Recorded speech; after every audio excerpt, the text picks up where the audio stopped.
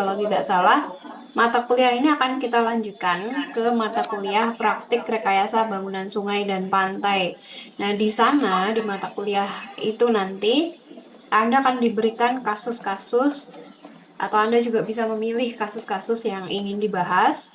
Lalu berdasarkan pengetahuan dari mata kuliah ini, Anda akan mengerjakan problem solving dari permasalahan yang ada di pantai terpilih yang Anda bersama kelompok nanti diskusikan.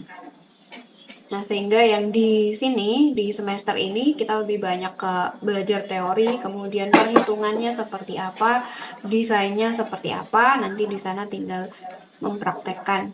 Nah, ini more or less silabus kita selama 14 pertemuan nanti. Yang pertemuan ke-6 dan ke-14 mungkin sedikit tentatif ya, nanti menyesuaikan apa yang akan diberikan masing-masing dosen. Untuk bukunya, kalau Anda ingin belajar lebih dalam lagi, bisa mencari salah satu atau kedua buku ini. Yang mungkin lebih mudah dicari adalah yang sebelah kanan, yang Perencanaan Bangunan Pantai oleh Profesor Bambang Triatmojo, dosen dari Fakultas Teknik. Nah, ini sedangkan yang kiri mungkin agak susah dicari, tapi kalau kalau ketemu silakan aja, di sana ada beberapa hal praktis begitu. Ya, kita masuk ke materinya. Saya rasa ini cukup jelas ya, Indonesia, Anda sudah tahu dari sejak dulu mungkin bahwa Indonesia negara kepulauan dan sebagainya, tapi eh, tahu nggak, sadar nggak bahwa kita ini memiliki garis pantai nomor top 5 lah, top 5 terpanjang di dunia. Di sini nggak ada ya ininya ya, listnya ya. Tapi nanti coba dicari garis pantai di Indonesia itu berapa kilometer, kemudian terpanjang ke nomor berapa. Kalau nggak top 5, top 10 lah. Malah nomor nomor 2 atau nomor 3 gitu kalau nggak salah. Kemudian yang ini slide urutan nomor 4 ini hanya berdasarkan populasi yang tinggal di daerah pantai. Ternyata 4 terbanyak. Bentar, saya heran juga kok 4 terbanyak ya. Kalau dilihat-lihat, ya mungkin dari jumlah populasi memang 4 terbanyak ya. Walaupun kalau kita lihat di Australia itu hampir semua kota berada di pinggir pantai, jarang atau hampir nggak ada kota yang berada di tengah itunya, tengah pulaunya atau benuanya, karena di tengah-tengahnya mereka kan eh, apa namanya, tandus begitu. Jadi semua orang, hampir semua orang memilih di sekitar pantai. Ada Jepang, USA, dan sebagainya. Kalau dari segi jumlah mungkin kita cukup banyak, tapi dari segi pengembangan mungkin kita masih banyak PR di situ supaya bisa eh, sama bagusnya dengan yang nomor 6, 7, 9, 10 begitu. Walaupun mungkin di Indonesia ada yang sudah bagus banget, misalnya di Makassar, Ancol, dan sebagainya.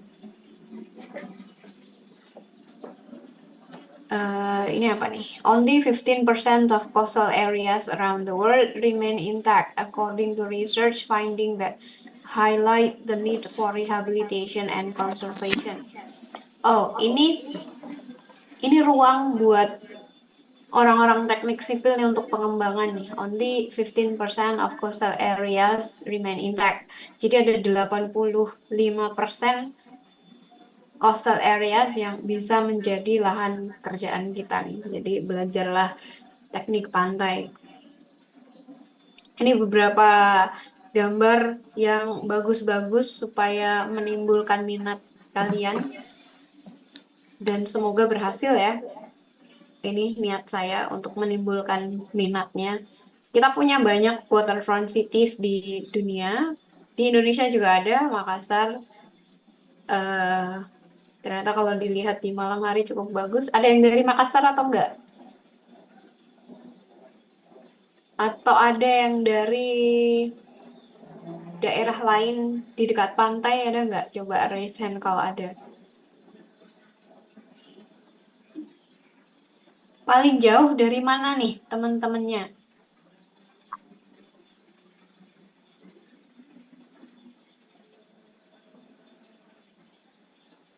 Daerah Tatas dari mana?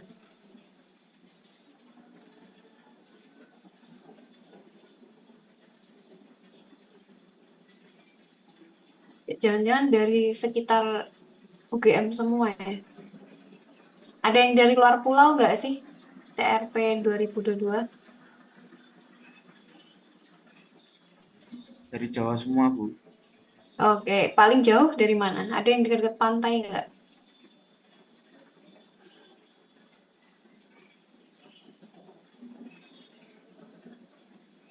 Ada deket Pantai Utara paling Bu. Oh iya bener, Semarang, Pekalongan, Pati gitu-gitu ya? Oke, kita lanjutkan dulu.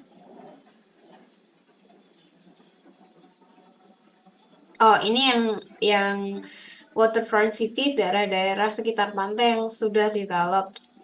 Kemudian ini bukan berarti tidak develop, tapi memang mungkin antara masih natural atau dipelihara supaya tetap natural.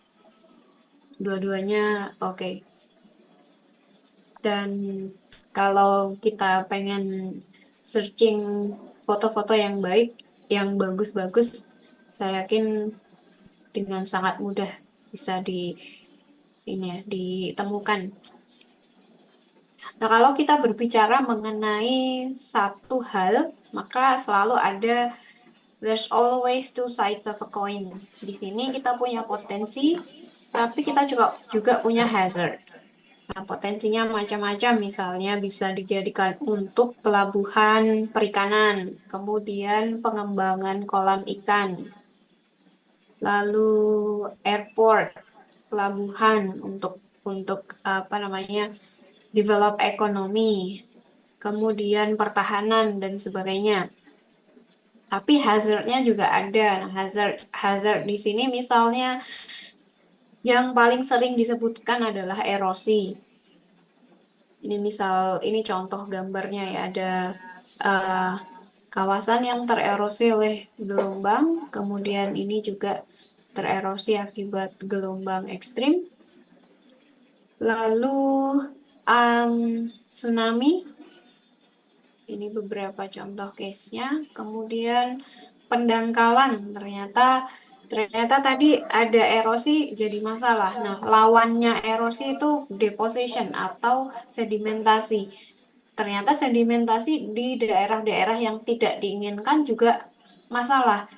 Kalau kita lihat di daerah yang tererosi, ketika terjadi sedimentasi, mereka senang karena pantainya tambah lebar ya kan, bisa bermain-main di daerah yang lebih luas, kemudian properti mereka lebih aman dan sebagainya. Tapi ketika terjadi sedimentasi misalnya di muara sungai, ternyata kita tidak menginginkannya juga karena nanti ada banjir di sebelah hulunya. Kalau misalnya pas hujan deras, debit sungainya nggak bisa keluar ke laut, jadi tertumpuk di daerah muara, kemudian membanjiri daerah-daerah sekitarnya. Ini juga tidak kita inginkan.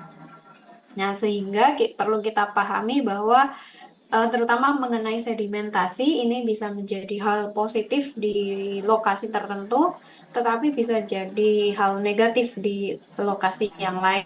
Jadi, ketika kita melihat permasalahan di suatu area, kita juga impact-nya bagaimana itu bisa kita analisa terlebih dahulu. Nah, sehingga apa-apa yang terjadi di sekitar pantai bisa kita coba bagi atau kategorikan menjadi dua hal. Yang pertama, sediment related problems, misalnya tadi coastal erosion, kemudian perubahan garis pantai, lalu pantai yang tidak stabil, kemudian ini pendangkalan, lalu penutupan muara sungai, dan lain-lain. Yang kedua, kategorinya adalah wave atau water related problems, misalnya high wave, gelombang tinggi, kemudian tsunami, storm surge. Storm surge ini adalah ketika ada tropical cyclone, misalnya ada siklon tropis, kemudian ada local depression, otomatis air di laut akan terangkat secara lokal, kemudian menggenangi eh, daerah-daerah di sekitarnya. Kemudian yang terakhir adalah tidal flood. Nah, storm surge dan tidal flood ini mirip, pembedanya adalah penyebabnya. Kalau storm surge tadi akibat siklon, kalau tidal flood ini akibat kenaikan pasang surut. Nanti kita bahas lebih dalam di pertemuan berikutnya. Nah, apakah dua hal ini selalu menjadi masalah? Pertanyaannya, kapan? Jadi dua hal di atas kita anggap adalah merupakan fenomena. Nah, fenomena ini bisa menjadi masalah, bisa tidak. Pertanyaannya, kapan fenomena ini menjadi masalah? Boleh saya minta pendapatnya nggak? Kira-kira kapan? Atau ketika apa fenomena yang terjadi ini menjadi masalah untuk kita? Minta tolong di chat ya, atau just mic on.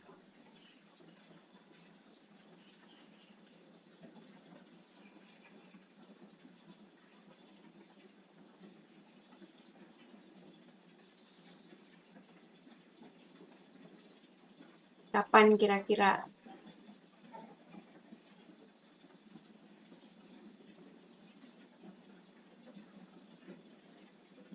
Saat mengakibatkan kerusakan. Kerusakan di mana lebih tepatnya?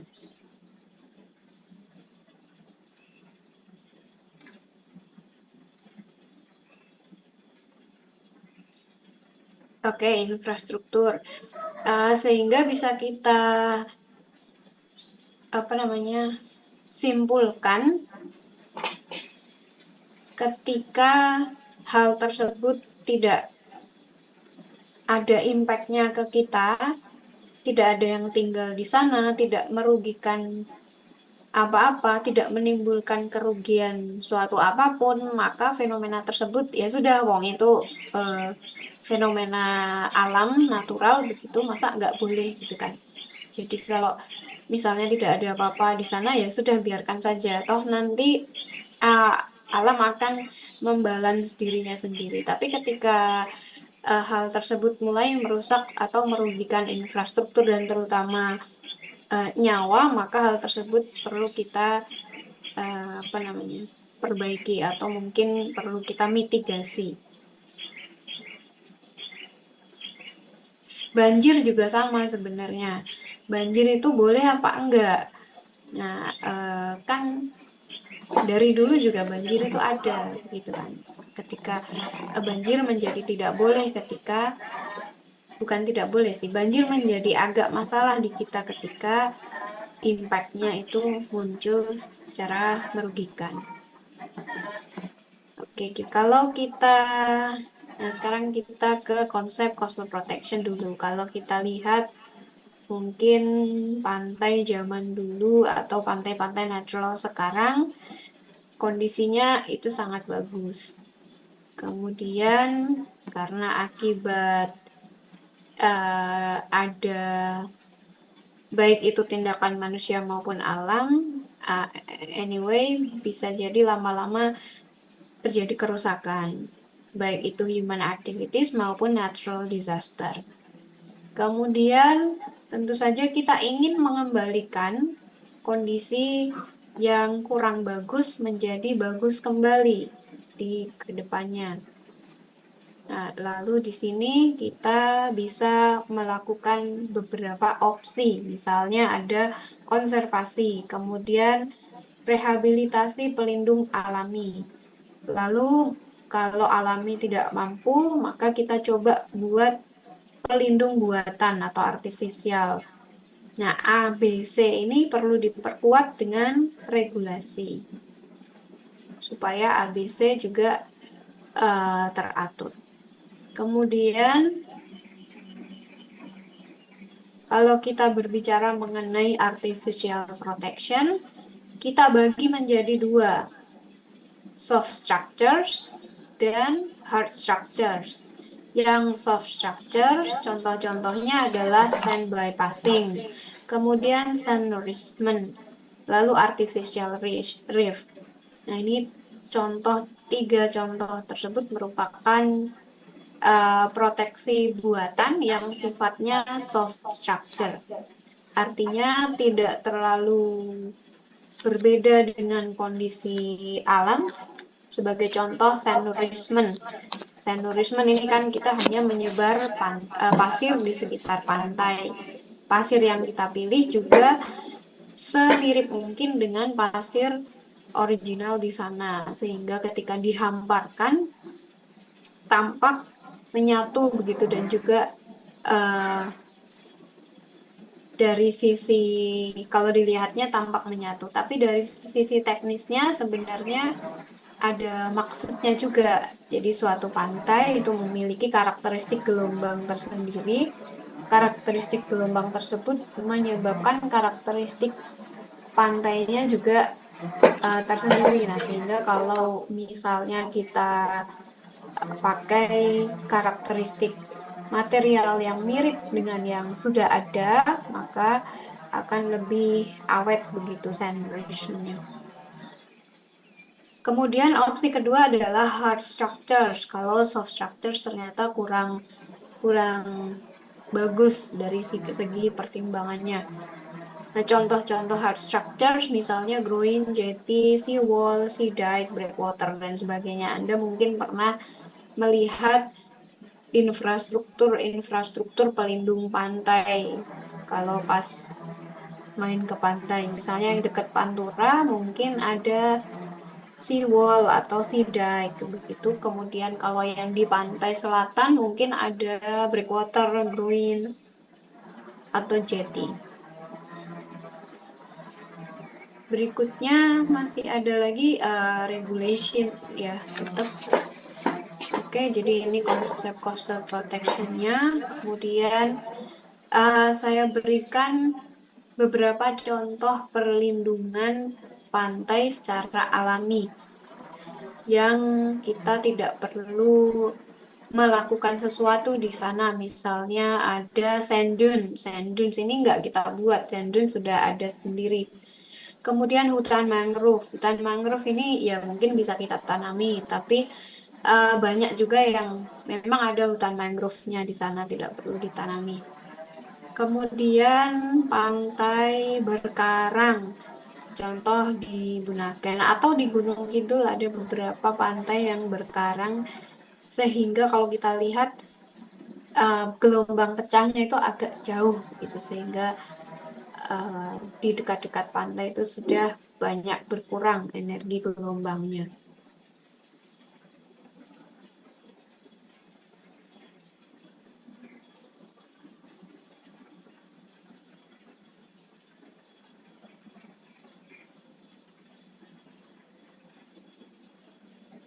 Kemudian, oh ya ada atau 2 sampai 3, paling tidak 3 jenis pantai yang bisa kita temui ya. Yang pertama paling umum adalah pantai berpasir. Jadi lebih banyak pasir di sana. Kemudian karang. Yang ketiga adalah pantai yang materialnya lumpur, seperti di pantai utara. Ini banyak yang pantai berlumpur, sehingga paling cocok yaitu mangrove, bambu, dan sebagainya. Nah, berikutnya adalah contoh pelindungan buatan atau artifisial. Nah, ini contoh gambar saja, sedangkan jenis-jenisnya tadi sudah sedikit banyak kita sebutkan.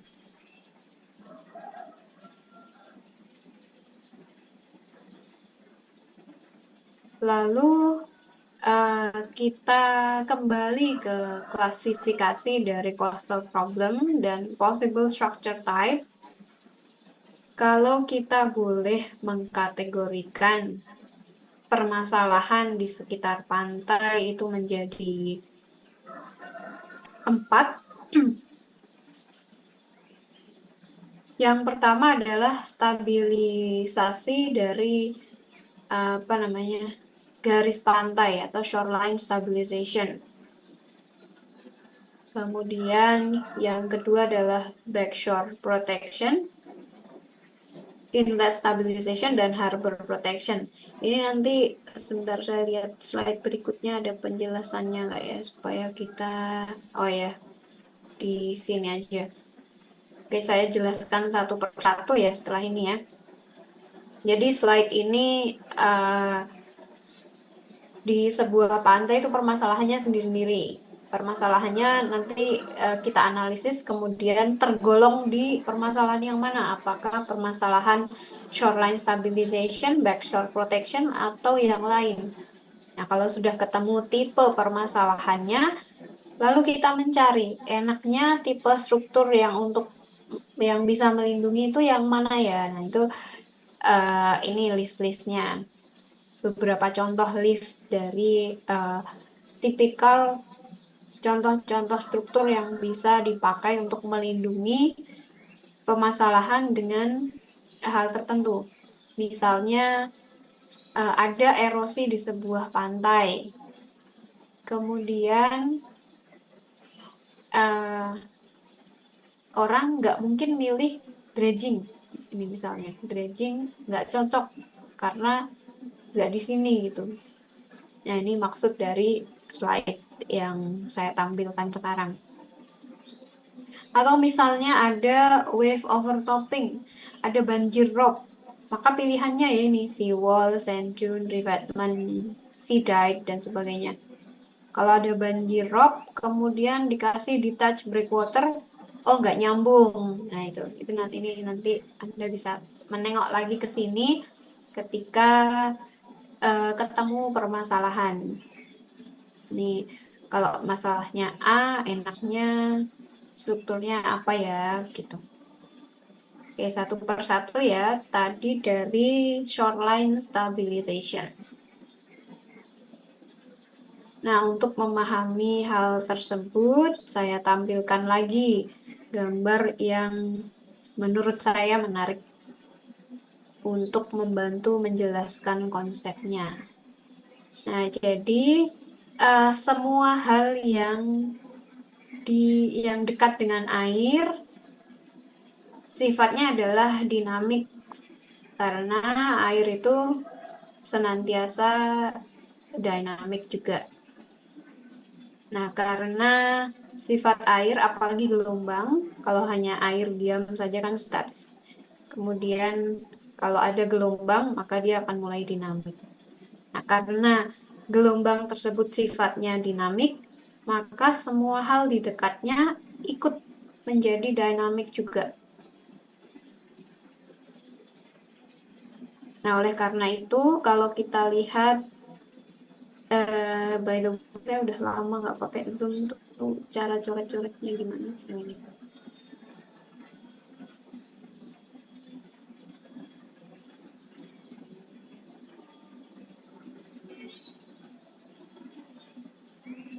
Oke. Nah, oke. Mungkin pada saat ini kita lihat garis pantainya ya. Garis pantai adalah eh, batas antara laut dan antara air dan pasirnya. Kemudian saya wakili dengan garis merah ini. Semoga kelihatan. Pada hari ini misalnya, kalau Anda pergi ke pantai ini, garis pantainya mungkin ada di sini. Lalu akibat dinamika gelombang tadi yang kita bahas, katakanlah tahun depan Anda main lagi ke sini. di pantai yang sama, titik yang sama, hari yang sama, jam yang sama misalnya. Atau hari yang berbeda, jam yang berbeda juga nggak masalah. Intinya di waktu yang lain Anda main ke sini lagi, oh garis pantainya bisa saja berubah begini. Mungkin nggak? Mungkin. Karena tadi eh, sesuatu yang di dekat air senantiasa dynamic. Nah, kemudian di sini ternyata ada pengelola pariwisata pantai di sini nggak pengen pantai di sini berkurang gitu. Nah, jadi ini perlu dilakukan sesuatu supaya tidak berkurang. Oh iya, yang ingin saya ceritakan adalah shoreline stabilization ya tadi. Nah, ini yang garis merah dan hitam ini kita namakan shoreline atau garis pantai. Nah, garis pantai ini senantiasa berubah. Nah, ketika kita tidak ingin garis pantai berubah, maka garis pantai ini perlu stabilisasi. Nah, di sana maka permasalahan di sini masuk ke eh, kategori pertama tadi, shoreline stabilization. Hal-hal yang bisa dilakukan apa? Misalnya membuat yang ini pilihannya langsung, oh ini campur deh soft structure sama hard structure. Yang seawall, bulkhead, revetment ini hard structure. Kemudian beach nourishment ini soft structures, inlet sand passing ini juga soft. Lalu detached breakwater dan groins ini hard structure. Nah, pilihan-pilihannya ini di antaranya. Mungkin ada dan lain-lainnya juga bisa. Kemudian katakanlah pengelola pantai memutuskan ingin membuat ingin melakukan sand nourishment misalnya. Berarti dia udah di di sand filling gitu di sini ya, diberi pasir-pasir yang mirip. Diambil dari mana pasirnya? Bisa dari offshore, bisa dari pantai di sekitar, di dekatnya juga. Nah, ini beberapa contohnya. Lalu kita lihat, bentar, sampai sini ada pertanyaan nggak? Ya, kalau tidak ada, kita lanjutkan kembali.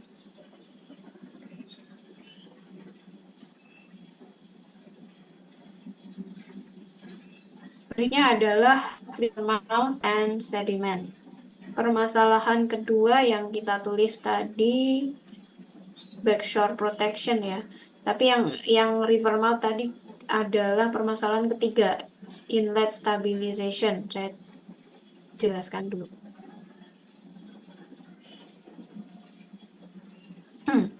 Jadi ini adalah gambar muara sungai.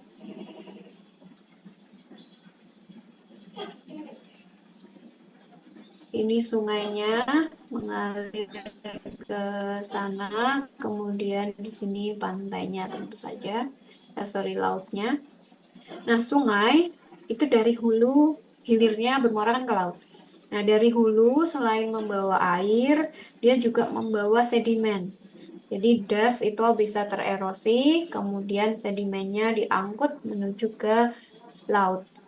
Sehingga kalau kita lihat di muara Sungai Progo atau Opak misalnya, bisa jadi sedimen dari Merapi bisa kita temukan di dekat pantai. Karena memang terbawa oleh sungai. Nah, kemudian dari sana, setelah terbawa ke muara, maka sedimen akan terdistribusikan ke samping kiri, samping kanan, dan juga di depannya. Nah, di sini di depannya kok kayak nggak ada apa-apa. Ini karena ada flushing oleh river discharge. Nah, ini kena flushing, maka banyak terdistribusikannya ke kiri atau ke kanan. Pada kondisi ini tidak akan terjadi masalah. Cerita lain apabila ternyata gelombang kok datang dari arah sini gitu, arah yang cukup miring, nggak dari depan, nggak tegak lurus oleh dengan muara begitu. Apa yang terjadi kalau gelombang datang dari sini? Yang terjadi adalah sedimen yang tadinya terdistribusikan ke sana terdorong oleh gelombang sehingga terdistribusikan kembali ke kanan. Nah, ini juga ke kanan. Tapi ini juga ke kanan. Nah, lama-lama terjadi sand speed. Ini numpuk, numpuk, numpuk. Kemudian sangat mungkin terjadi penutupan muara. Numpuk begitu. Jadi di sini semuanya sedimen sekarang. Nah, apa yang terjadi karena sungai itu terus-menerus mengalirkan runoff dari atas, tapi tidak bisa keluar ke laut, maka gimana ini akhirnya menggenang sehingga sangat mungkin terjadi banjir di daerah sekitar muara. Nah, ini kalau kosong begini ya udah biarkan saja ya kan, yang seperti pendapat Muhammad Saifullah tadi. Kalau kosong ya ngapain gitu kan, biar aja kan tidak merugikan gitu kan. Tapi kalau ada infrastruktur di sini, misalnya ada bandara, bahkan nggak boleh banjir. Nah, di situ baru mulai ada permasalahan inlet stabilization. Maka apa yang kita buat? Salah satu opsinya kita bisa membuat jetty di sini. Kita buat jetty. Sehingga sedimen yang tadinya ke sana, nggak bisa tembus ke sini lagi karena ada jetty. Tertahan lah sedimennya, tertahan di sini. Nah, jadi begitu ceritanya untuk inlet stabilization. Semoga jelas ya. Tidak ada pertanyaan. Oke, kita lanjutkan.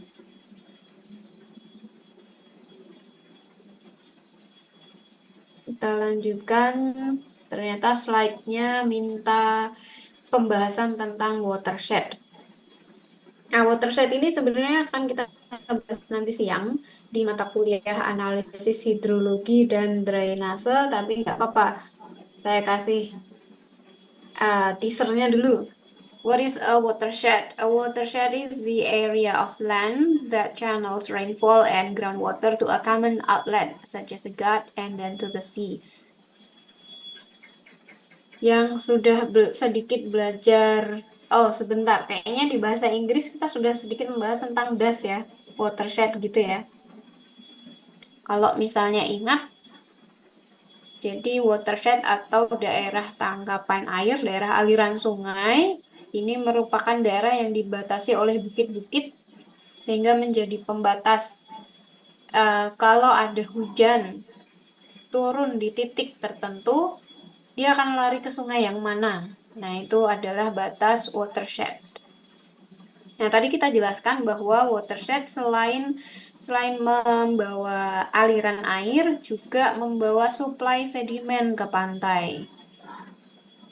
Nah, ini jadi um, terpeliharanya pantai di daerah pesisir, terpeliharanya pasir atau sedimen di daerah pesisir, itu juga salah satu faktornya adanya suplai dari dasnya. Sehingga bisa dibayangkan kalau misalnya ada bendungan besar begitu di sini, suplai sedimennya berkurang. Nah, nanti kesetimbangan dari sedimen di pantai juga perlu dilihat lagi seperti apa impact-nya. Tidak selalu membawa impact negatif yang sangat signifikan ya. Jadi bisa signifikan, bisa tidak, tergantung supply sebelum dan sesudah ada dam. Oke, berikutnya nih apa? Sedimen budget. Sedimen budget ini menceritakan tentang input dan output sedimen, atau bisa kita bayangkan seperti Anda tiap bulan diberikan uang saku oleh orang tua ya. Kemudian di awal bulan Anda mungkin budgeting, masuk berapa nih uang saya, kemudian keluar kemana saja uang saya. Nah, ini sedimen budget juga begitu. Dia suatu area memperoleh input sedimen dari mana saja.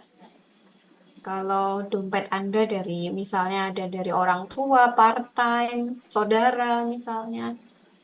Kemudian keluarnya kemana saja, ke buku, jajanan, dan lain-lain. Ini juga sama. Yang panah warna putih itu menandakan input, yang hitam outputnya, boleh diganti, tapi ini kebetulan di gambar ini begitu. Nah, ini tadi sempat kita ceritakan ada input dari sungai nih, river sediment input. Kemudian di sini ada tidal exchange. Tidal pasang surut. Ternyata pasang surut juga mengembalikan kembali sedimen yang tadi terdistribusikan oleh muara ya. Di muara itu terdistribusikan, dikembalikan lagi oleh pasang surut. Kemudian ini offshore onshore movement, ini akibat pergerakan gelombang. Ini juga terjadi pergerakan yang kurang lebih seimbang ya. Kita lihat panahnya sama besar. Jadi ke arah pantai dan ke arah offshore ini kurang lebih sama secara kuantitasnya. Kemudian ada longshore movement. Ini nanti kita deskripsikan lebih detail. Pergerakan yang sepanjang pantai, jadi tergantung dari arah gelombang. Bisa arah ke sana atau arah sebaliknya. Kemudian ada juga dari misalnya pantainya berkarang atau pantai berpasir, yang kalau pantai berkarang itu bisa karangnya lama-lama terkikis kemudian menjadi material untuk pantainya. Kemudian kalau pantai berpasir misalnya ada sedikit sand dune, lalu di sini ceritanya ada wave overtopping atau ada gelombang tinggi yang mampu mencapai puncak dari sand dune-nya. Kalau ada kejadian seperti itu, pasti ada sebagian kecil, ya sebagian pasir yang terangkut. Nah, ini storm cut di dune formation. Lalu yang di gambar sebelah kanan ini sama ceritanya, hanya berbeda jenis muaranya saja.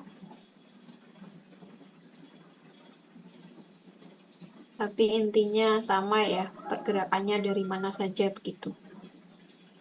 Nah, jadi ini untuk memberikan knowledge seperti apa sih kira-kira in general pergerakan pasir di pantai itu dari mana saja, kemudian dia bergerak kemana saja. Any questions?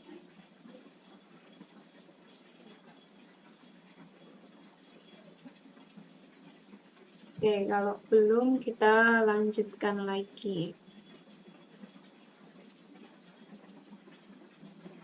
Ini ada human impact on coastal evolutions. Saya baca dulu saja. There are two ways humans have affected coastlines. The first is purely exploitative, and the second is by trying to control process and thus change. Oh, ini tugas buat Anda nih. Please mention some examples of human activities which might cause change in coastal areas. Please also discuss some natural event which affect the coastal area. Jadi dari beberapa hal yang sudah kita diskusikan tadi, yang sudah saya jelaskan,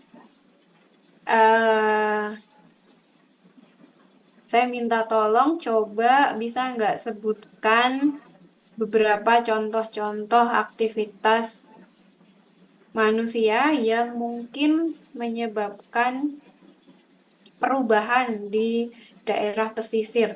Perubahan ya tidak melulu negatif, bisa positif juga. Yang penting ada perubahan gitu. Coba examples of human activities which might cause changes in coastal areas.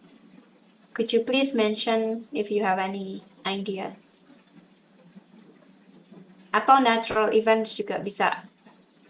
Jadi coba di chat atau disebutkan human activities atau natural events. Bisa di dasnya, bisa di sekitar pantainya.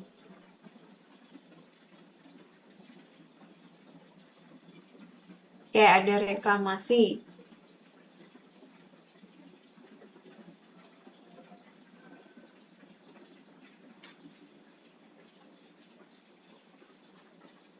Apalagi?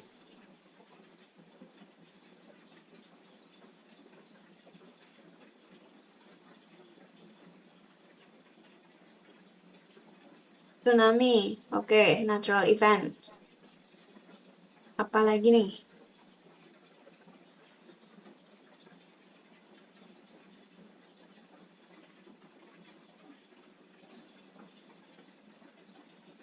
Abrasi. Oke, natural event.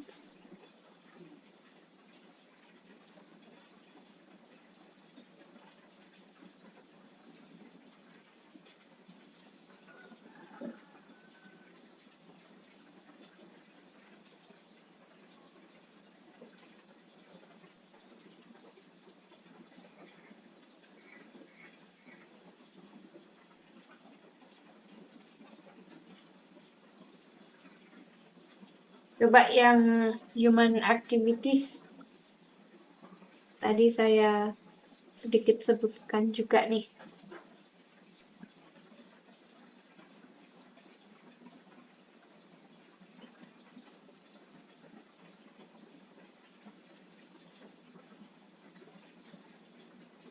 Oke, atau kita ganti gamenya ya.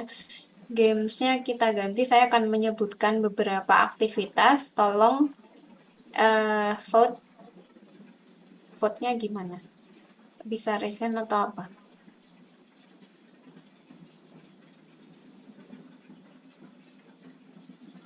Kira-kira akan merubah atau enggak? Pembangunan bendungan. Gampang ya itu ya.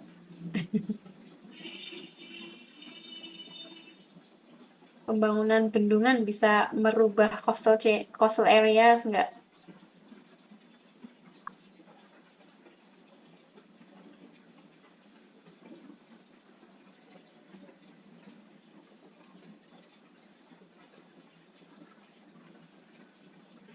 Bisa. Terus pembangunan kolam renang di pantai.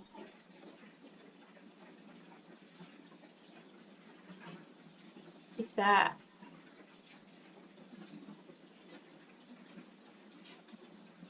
Terus pembangunan fasilitas publik di dekat pantai, tidak di pantai tapi di dekat pantai.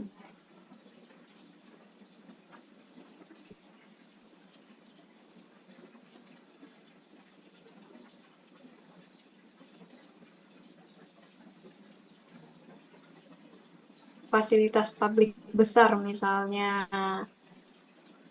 airport.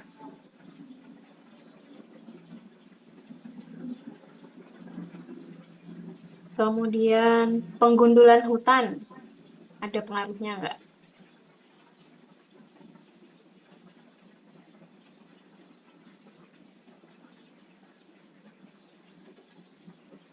Oke, gamenya cukup dulu ya. Kita lanjutkan. Thank you for the participation. Next adalah definition and concept. Oke, ini kita masuk agak-agak teknisnya nih. Definisi pantai dan pesisir. Definisi-definisi ini kita bagi menjadi dua ya. Definisi pertama kita gunakan untuk uh, urusan manajemen. Jadi belum begitu ngitung-ngitung banget lah gitu. Ini ada beberapa definisi. Jadi kalau kita ambil cross section pantai, di sini pantainya, di sini lautnya, maka ada perairan pantai, pantai, daratan pantai, dan juga sempadan pantai. Di sini ada tulisan HWL dan LWL. HWL ini adalah high water level, LWL ini adalah low water level. Ini kaitannya dengan pasang surut. Pasang surut itu kan gini, pasang kemudian surut. Nah, high water levelnya ini di mana? Low water levelnya ini di mana? Ini akan menjadi batas dari pantai. Sebentar, saya tak.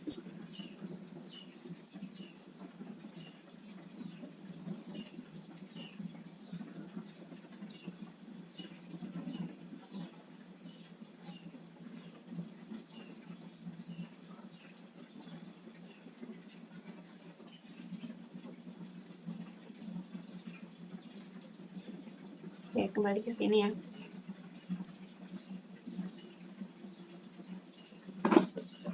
Nah, ini tadi. Pantai dari sisi manajemen dibatasi oleh low water level dan high water level dari pasang surut di daerah sekitar. Kemudian menurut peraturan itu sekitar 100 meter 100 meter ini ya, 100 meter dari batas pasang tertinggi. Jadi high water level adalah pasang tertinggi, ini adalah pasang terendah. Kaitannya dengan pasang surut. 100 meter ini kita jadikan sebagai daerah sempadan pantai. Bahasa Inggrisnya buffer zone. Jadi sebisa mungkin 100 meter dari HWL, dari pasang tertinggi, itu tidak ada infrastruktur yang tetap.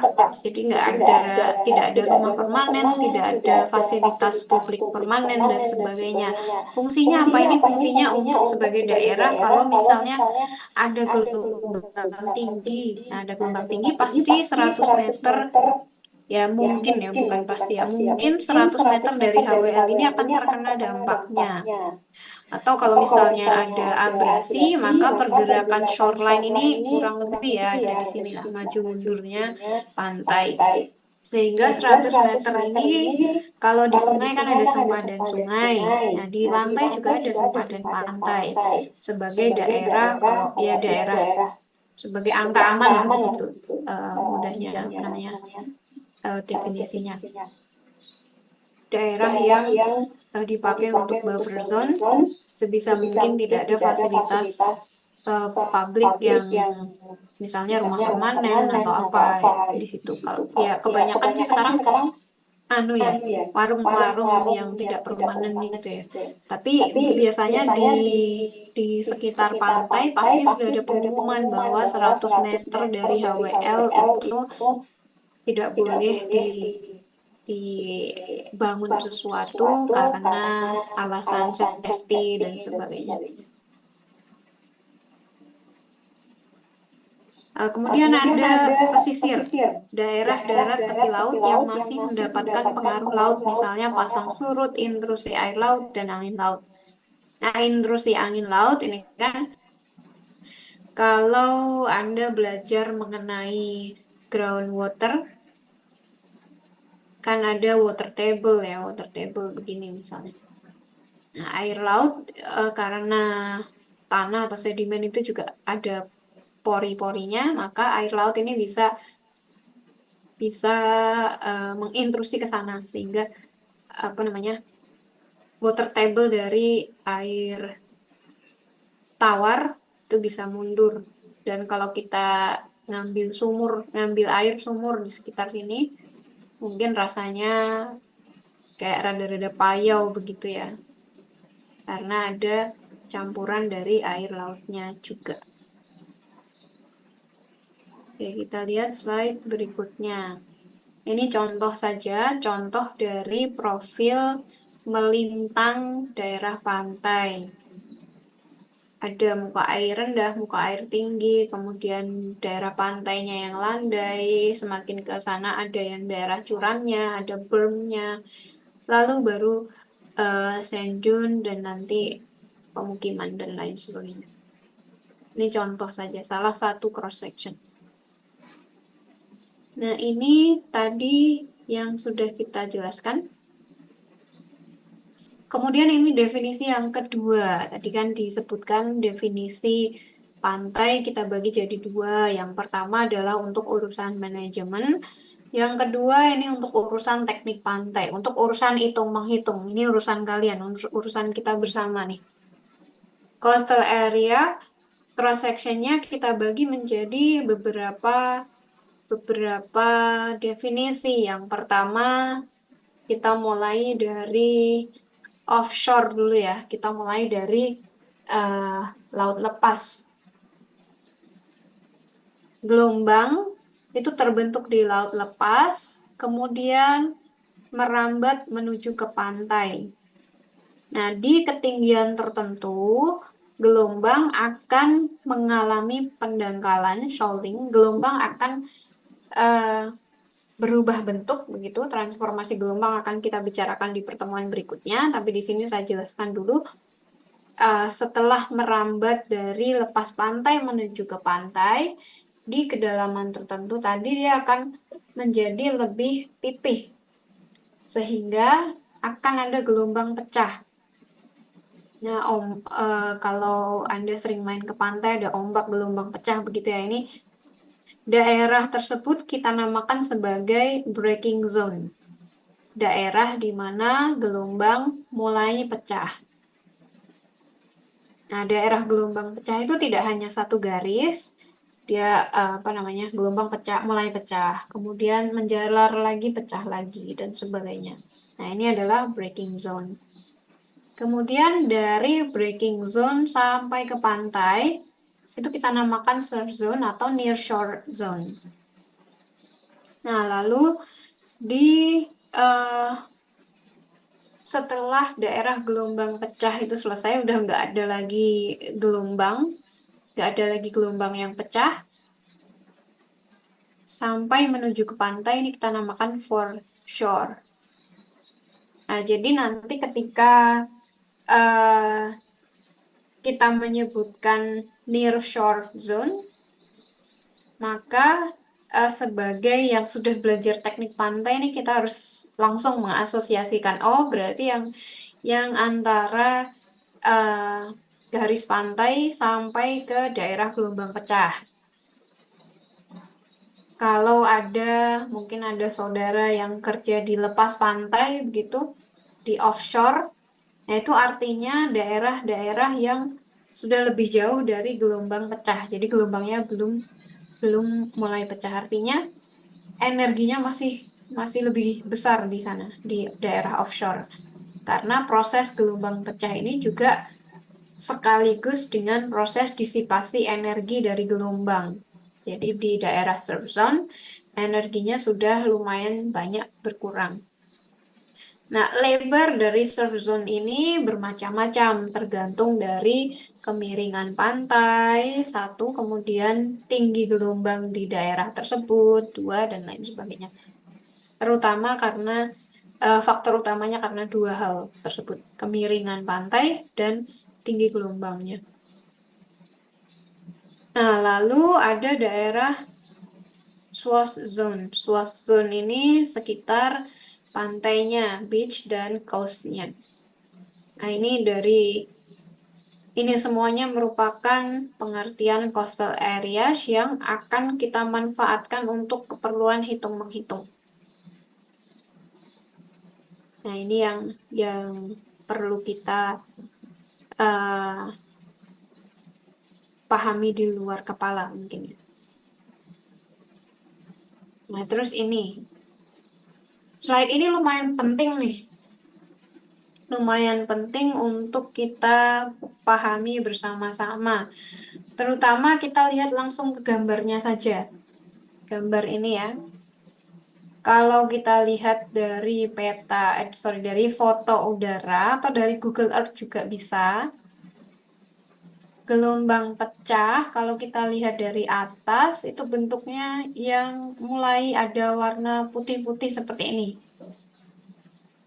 Nah, maka kalau kita lihat di Google Earth atau foto udara, sebenarnya kita sudah bisa langsung memperkirakan, oh kira-kira breaking zone-nya antara ini.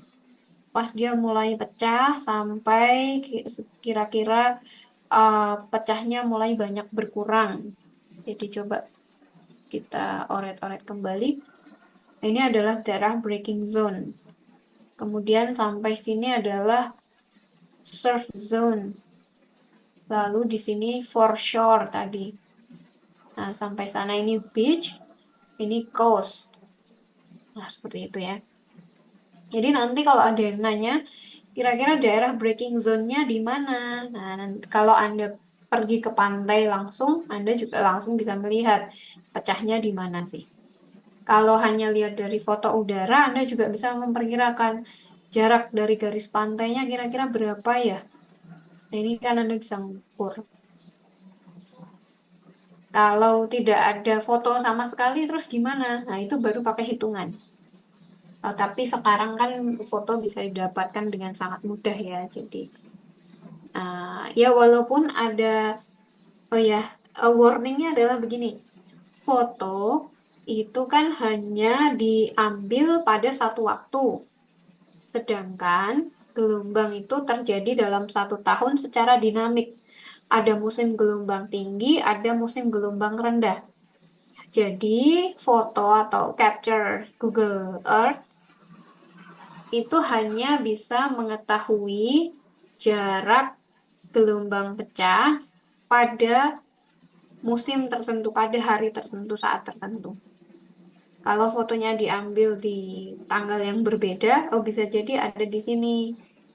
Bisa jadi lebih maju seperti itu. Jadi bagaimanapun memahami karakteristik gelombang secara dalam satu tahun maupun dalam jangka waktu yang panjang itu menjadi penting dalam perencanaan maupun pelaksanaan bangunan pantai.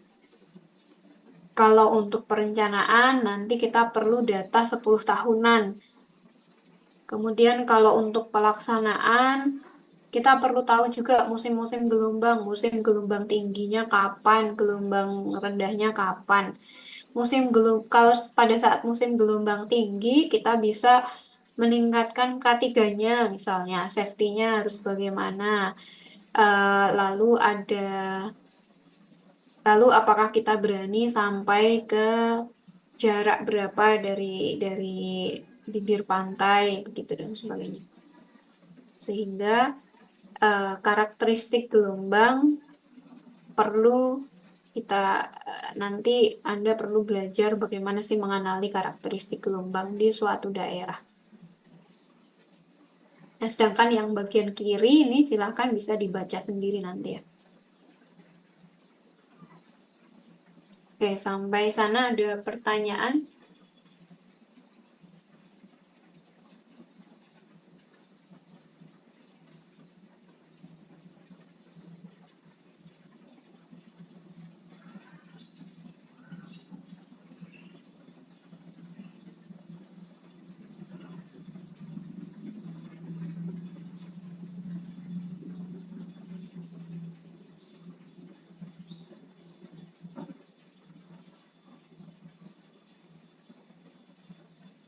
Oke, kita lanjutkan dulu di tipe coastal structures for coastal protections. Nah, kalau tadi saya tampilkan satu slide dengan 4 tipe coastal problem, lalu di tengahnya ada tipe coastal structure, masih ingat ya? Ini kita bahas kembali tentang itu tadi. Nah, kalau di panduan PUPR, coastal structures ini yang sering disebutkan ada 7. revetment, tembok laut, pemecah gelombang, groin, jetty, tanggul laut, dan sand nourishment. Nah, ini masing-masing itu memiliki tujuan tertentu. Sebentar, ini definisinya dulu. Revetment adalah struktur di pantai yang dibangun menempel pada garis pantai dan sebagainya. Nah, ini mungkin kita bahas sambil lihat slide-slide berikutnya saja ya. Ini pengenalan coastal structure sih. Yang pertama kita kenalkan dulu yang namanya breakwater dan jetty. Gambar sebelah kiri dulu ya. Kiri ini adalah breakwater yang fungsinya untuk melindungi perairan di pelabuhan atau di dermaga. Kadang-kadang ada yang menyebutkannya breakwater, ada yang menyebutnya sebagai jetty. Struktur yang dimaksud adalah ini, struktur yang menjorok ke laut ini. Fungsinya bagaimana? Kalau kita lihat dari foto udara saja sudah terlihat ini di luar jetty, di luar kolam pelabuhan, itu banyak terjadi gelombang, kelihatan kan? Nah, tapi di dalam kolam gelombang, kolam pelabuhan, di dalam pelabuhannya ini, gelombangnya sudah jauh lebih tenang. Nah, ini adalah fungsi dari breakwater untuk memecah gelombang, sehingga kapal-kapal yang bekerja di sini bisa bermanuver dengan lebih mudah. Jadi, untuk kapal dengan besaran tertentu, dia memiliki prasyarat bisa manuver dengan enak, dalam artian menurunkan, menaikkan barang, penumpang, dan sebagainya pada tinggi gelombang tertentu. Itu beda lagi kalau sudah di laut lepas ya, dia tinggal jalan. Tapi kalau di pelabuhan kan si kapal perlu parkir, perlu bongkar muat barang atau penumpang, dan lain sebagainya. Nah itu kita usahakan supaya gelombang di dalam kolam pelabuhan ini sudah jauh lebih tenang sesuai dengan prasyarat dari besarnya kapal yang bekerja di pelabuhan tersebut. Oke, kemudian kita ke gambar sebelah kanan. Ini adalah detached breakwater untuk melindungi pesisir dari erosi. Yang dinamakan detached breakwater adalah yang ini. Fungsinya sama sebagai pemecah gelombang, hanya saja kalau yang di kiri kita buat tegak lurus dengan garis pantai. Kalau yang di kanan kita buat sejajar dan agak menjorok ke laut. Jadi pantai aslinya sebelumnya pantainya ada di sini. Kemudian dibuat detached breakwater. Kebetulan pada gambar ini detached breakwater-nya adalah tipe T sehingga ada juga struktur yang ini. Setelah itu oleh engineer-nya didesain untuk diadakan juga beach nourishment. Nah, ini pasirnya itu hasil dari nourishment kalau yang seperti ini. Jadi setelah dibangun detached breakwater, diisi pasir. Nah, karena detached breakwater ini sudah dibangun di sana, maka gelombang di sini juga sudah jauh terkurangi. Kalau gelombang sudah jauh terkurangi, maka erosi juga terkurangi, sehingga pasir yang disimpan di sini bisa awet, dia nggak kemana-mana. Karena tidak lagi rentan terhadap erosi. Nah, ini untuk detached breakwater. Banyak ada di mana? Di Bali ini banyak.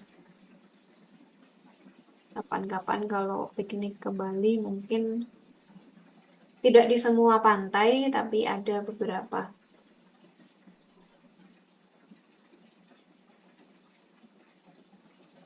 Berikutnya masih breakwater dan jetty. Ini kalau tadi di sekitar pantai, yang ini ada di muara. Fungsinya apa? Fungsinya adalah untuk melindungi muara supaya tidak terjadi penutupan seperti ini.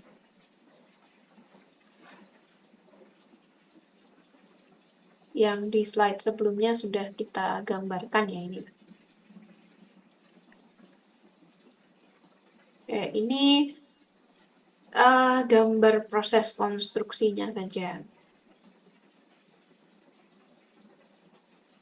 Nah, ini di sini kan ada armor unit ya. Breakwater ini dibangun, jadi sisi luar breakwater itu ada armor unitnya.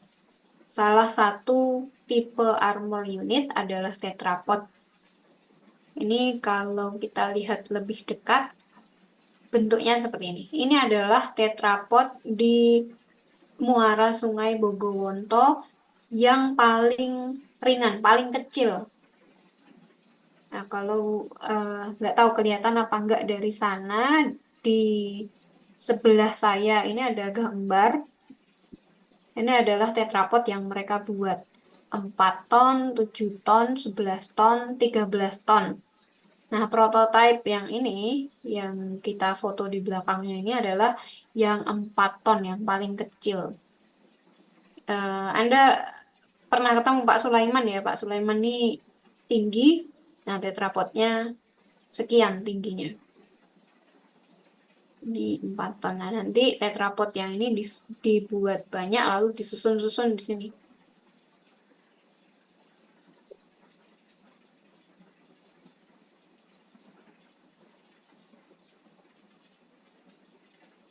Nah, ini zoomnya ada. Ini tetrapod yang 4 ton. Paling kecil ya. Waktu itu nggak ada yang 13 ton yang dipajang. Kalau 13 ton ya mungkin 1,5 kalinya dimensinya, tingginya. Kemudian ada groin atau jetty. Nah, ini sama ya. Fungsinya seperti di Dutch breakwater tadi, lebih ke shoreline stabilization. Kemudian ini inlet stabilization. Ini adalah jetty, training jetty, supaya muaranya tetap terbuka. Kemudian sea dike atau tanggul laut, ini prinsipnya adalah menahan muka air laut. Kalau yang sebelum-sebelumnya yang kita bahas adalah menahan gelombang, kali ini adalah permasalahannya ada di elevasi tanahnya ya. Elevasi tanahnya ternyata terlalu rendah sehingga ketika muka air pasang surut rendah pun masih rada bahaya begitu. Jadi dibuat tanggul laut atau sea dike. Mungkin pernah ikut kuliah umum dari proyek tanggul laut di Semarang. Konsepnya mirip. Nah, lalu kita kenalkan sea dike atau tanggul laut yang di Belanda. Sambil saya istirahat, kita muter video dulu ya.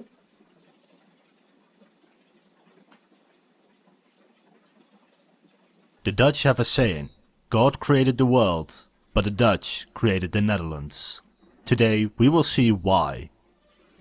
The Dutch polders are the largest land reclamation projects in the world. A true marvel of engineering which added nearly 20% of land to the country. And its fertile land makes the Netherlands the second largest exporter of food in the world. In the last episode, we looked at how a large dike was constructed to block seawater from flooding into the inner regions of the Netherlands. In this episode, we're going to look at how parts of the inland water area was drained and turned into fertile land. While this is part of a series, you don't need to have watched the first episode to understand this one. I try to make all my videos as standalone as I can. Ever since the 16th century, large areas of land have been reclaimed from the sea and lakes, amounting to over 50% of the country's current land area, if you include every lake ever laid dry. The process of land reclamation in the Netherlands is mainly done through poldering.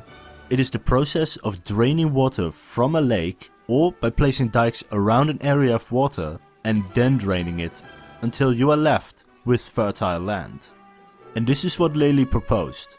Build a dike to stop the seawater, then build smaller dikes inside this newly formed lake, and then one by one drain the water. This land was rich in clay, could be settled and could be farmed, which in turn meant that the Dutch government could tax these activities and make a lot of money. To test poldering in the Southern Sea itself, they decided to first make a small test polder, only 400 square meters. It took about a year and it tested the effects drainage would have on the soil of the Southern Sea and how to best configure the new polders. They first built 18 kilometers of dike around the area and then proceeded to pump it dry. It was performed by using a variation of the Archimedes screw and a pumping station or a mill. To make the land suitable for agriculture, a network of ditches were dug into the polder to channel water towards the pumping station. The resulting dehydration caused the seabed to sink by over a meter in some places. Once the ground was settled, the ditches were replaced with underground drainage tubes. And while the polder was now dry, it couldn't be settled yet. The ground was still far too unstable, so they cultivated the land by throwing reed seeds out of airplanes. This sturdy plant helped evaporate the water and bring air into the soil, thereby solidifying the land. Then all the fields of reed were burned and replaced with rapeseed. It's also around this time that they built basic infrastructure such as roads. And when winter turned into spring, the newborn polder would slowly turn into a sea of yellow. These yellow plants were then replaced with various grains such as rye, wheat, barley and oats. This process took years, and in the end the soil was rich enough to allow the planting of other crops, while roads and houses were being built for the future settlers and farmers. Polders were divided in plots of 50 acres. The best land is used for vegetables, the next best for rye and other grains, and the worst land is forested. Each plot was paved with a road in front of it and a canal in the back, to make it accessible by both land and water. While this test polder was being built, the engineers didn't simply wait and see. They decided to continue with poldering other parts of the IJsselmeer and would know if there was any trouble ahead by looking at the pilot polder's progress. They started with the Wieringermeer. This area that would eventually encompass this polder already included several villages. This presented a new problem for the Dutch government. Who did this new land belong to? The Southern Sea was divided among the mainland municipalities. This is okay for seawater, but now it is going to be turned into land, splitting up the responsibility among several government bodies. So it was decided that this land would be a public body, which meant there was a complicated arrangement where a government body was in charge of working on the polder, and a committee was responsible for public governance.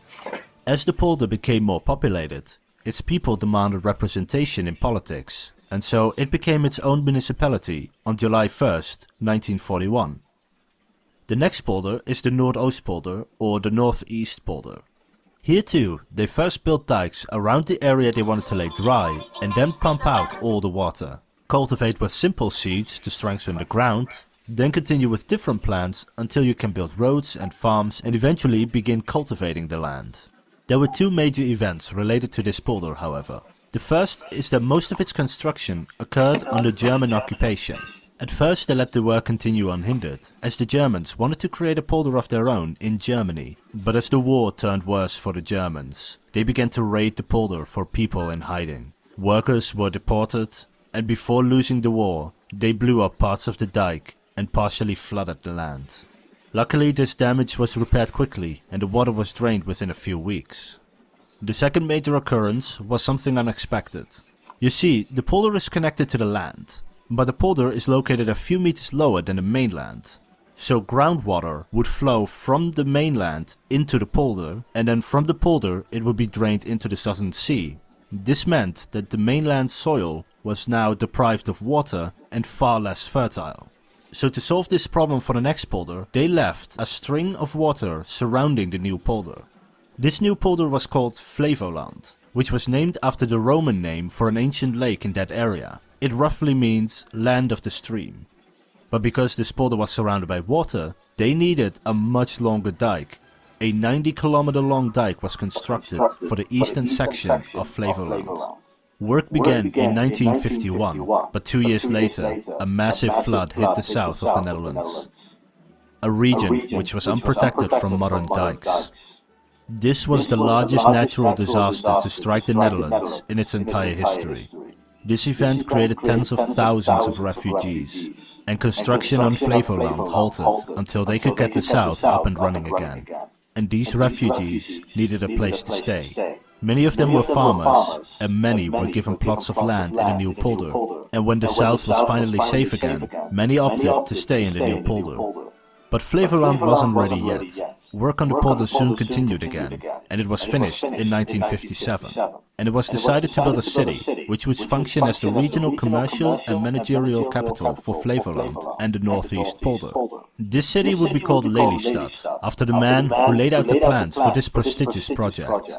In 1959, the southern Flevoland polder began construction and was finished in 1968, taking longer because they only used a single pump to drain out the water. Due to its proximity to Amsterdam and the Amsterdam housing shortage at the time, Flevoland would get a second city to relieve tensions from the capital. Thanks to motorized farming equipment and artificial fertilizer, farming had become a lot less valuable by that time, so much of Flevoland was turned into housing and nature preserves. Construction on Flevoland officially finished in 1984, when the crucial urban areas were finished. 4 years later, the polder would become their own province, rather than being split up between the existing ones, adding the 12th province of Flevoland to the Netherlands. And then the last polder was the Markerwaard. A dike was constructed to prevent minor floods in the Amsterdam region, but construction was slow, lasting nearly 12 years. Twice as long as the Afsluitdijk, even though it was shorter and they were working with more modern equipment. The debate whether to build the last polder dragged on for years. With modern technology, the need for agricultural land had disappeared. The extra space for housing was no longer needed, thanks to the southern Flevoland polder. And by this time, people took ecological concerns a lot more serious, so they decided to leave it as it was, to preserve nature and for recreational use. In 2012, plans were approved to build several small islands here, but it would only be accessible to tourists and birdwatchers. This project was the largest land reclamation project in history, and ended only a few years before I was born. It was the dream of one man, who, through his engineering genius and political cunning, was able to save thousands of lives and propel the Netherlands as a country famous for hydroengineering. If you like this video, give it a thumbs up.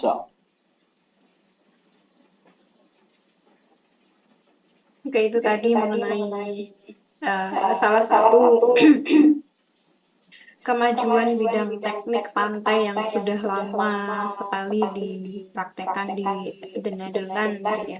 Barangkali siapa tahu If you want to see the video, salah satu atau sebagian atau semua deh dari kalian nanti main ke sana.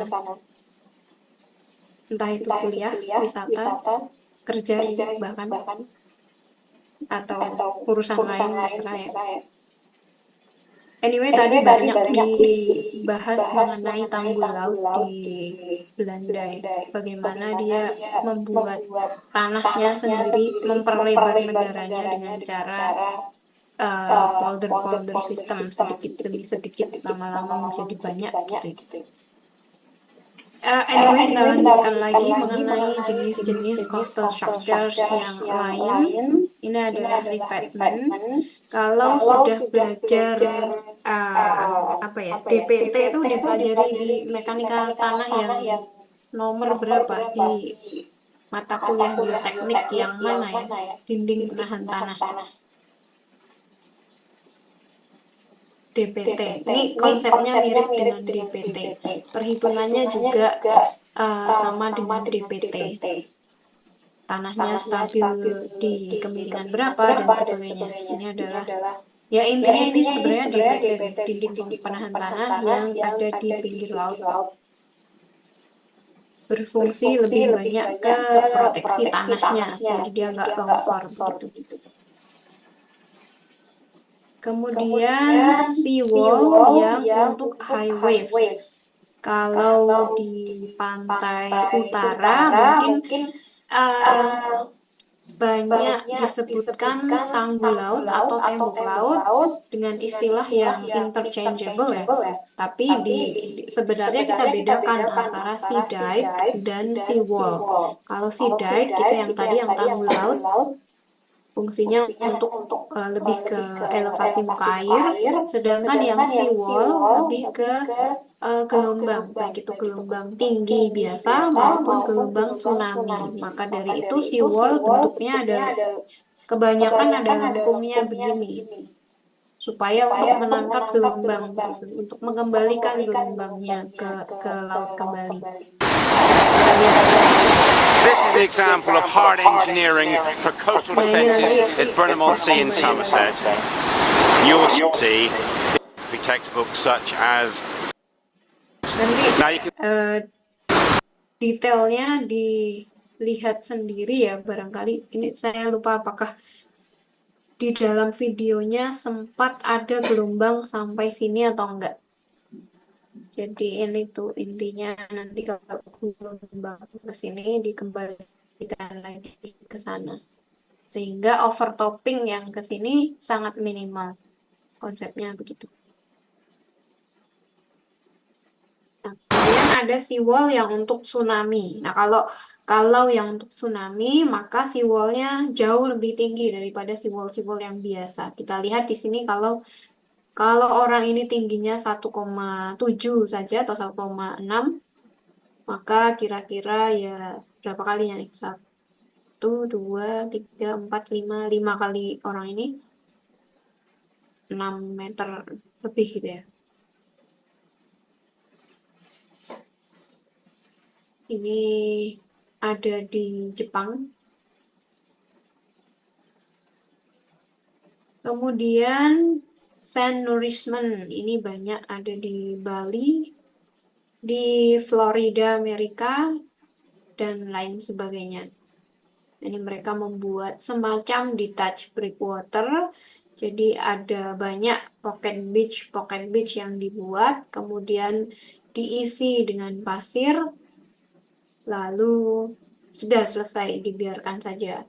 Diisi kembali setelah beberapa tahun kemudian sebagai bentuk maintenance-nya.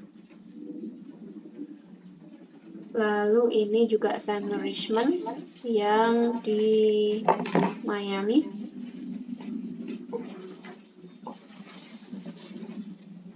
Kemudian, selesai. Ini adalah assignment pertama ya, assignment 1, sangat mudah untuk lebih mengenali struktur-struktur pantai yang bermacam-macam. Jadi tugasnya hanya ini aja, nyari gambar-gambar saja. Tugasnya adalah browsing, sangat mudah sekali ya. Tugasnya browsing, silahkan browsing coastal structures, terus diberi nama. Kalau bisa diberi fungsinya sekalian, fungsinya apa, atau pengertiannya apa, gitu. Jadi dikasih paragraf-paragraf sedikit saja, nggak apa-apa. Lebih banyak ke mencari gambar yang banyak, begitu. Tipe-tipe coastal structure yang banyak. Nah, ini kita janjian dulu.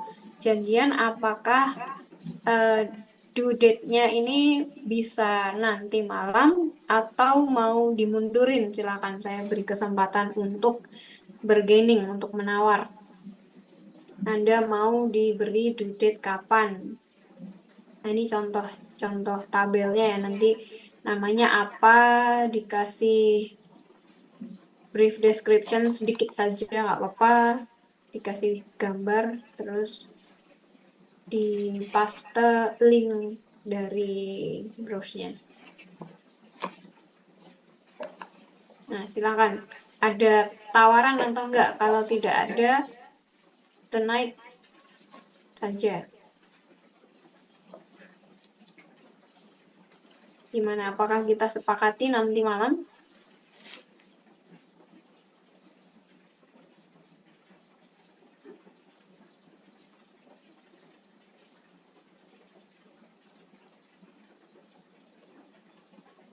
Oke, kalau disepakati, saya buatkan dulu di si master.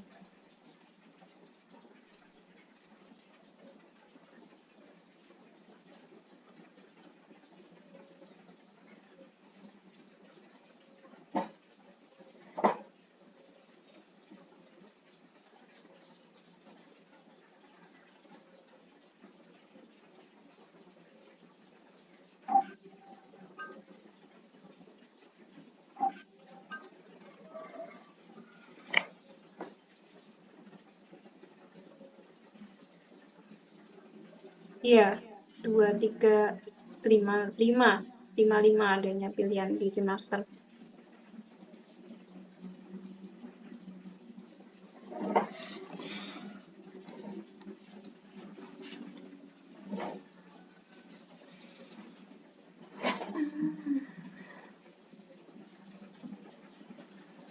Tapi cuma browsing aja kok tugasnya itu. Sangat mudah sekali.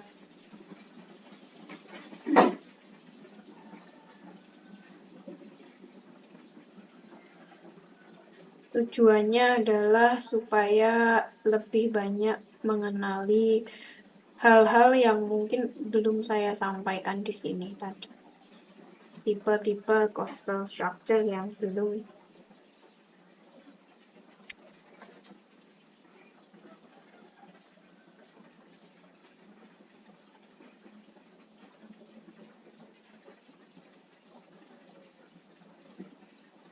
Ya gimana, disepakati sekarang? Nanti malam? Ini sambil saya buatkan nih, tanggal 12, today, 23.55.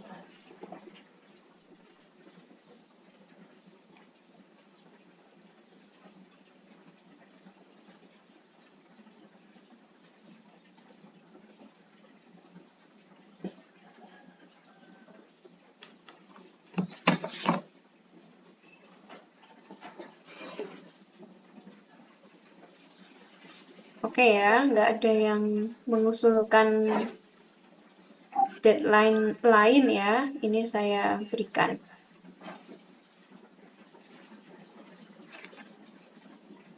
Terakhir adalah saya berikan kesempatan untuk yang belum absen.